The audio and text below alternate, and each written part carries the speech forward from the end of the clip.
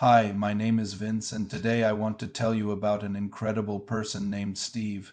I first met Steve in his early 20s when he started as a teacher at Santa Maria School, where I was the head caretaker. As I got to know him, I quickly realized he wasn't your typical young guy. He was always incredibly busy, not with parties, but with purpose. I remember he once gave me his phone number.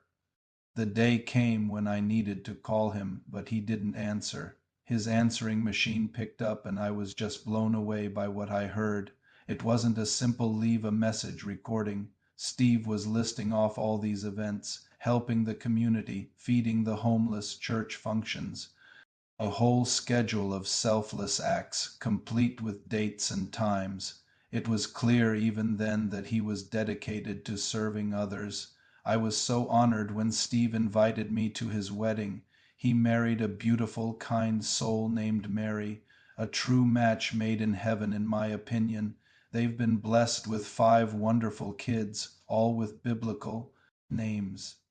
Their sons are Joseph, Gabriel, and Simon, and their daughters are Sarah and Faith. Steve only stayed at Santa Maria for a couple of years. His calling led him to teach at a high school, but even with his busy life, he always found time to squeeze in an email to me just to stay in touch, and he does this for so many people whose paths he has crossed. A while back, I reached out to Steve with some sad news. Our former secretary at Santa Maria, Amelia, had cancer. Steve immediately told me he wanted to see her. We arranged a visit, and Steve got to see Amelia while she was still with us. Her husband, Frank, was so moved by Steve's humility and kindness. He told everyone how he'd never met a person as humble as Steve. It was a beautiful reunion before God called Amelia home, and it meant the world to her. Now Steve is 51 and I'm 59, and his dedication hasn't slowed down one bit. He recently told me about his latest project. 7 days a week he works with a local supermarket. They give him food that's nearing its expiration date but is still perfectly good.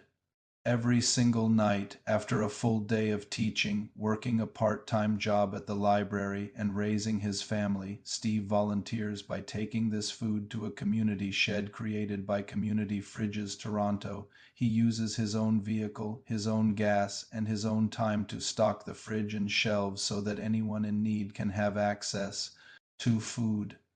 I honestly wonder if Steve ever sleeps. He is up at the crack of dawn answering emails, and he is out late at night helping his community. He's just a special, special person.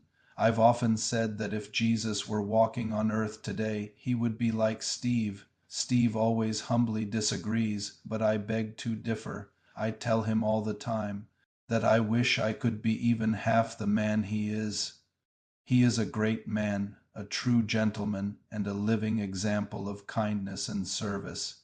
It's a true honor to still have him in my life after all these years. Honestly, words can't fully express what Steve means to all of us and to this world. Steve, from the bottom of my heart, we love you. God bless you, your beautiful wife, and your wonderful children. Thank you for being you. Personally, Steve is one of the kindest human beings I've ever met, and thank you all for listening to my story about this remarkable man.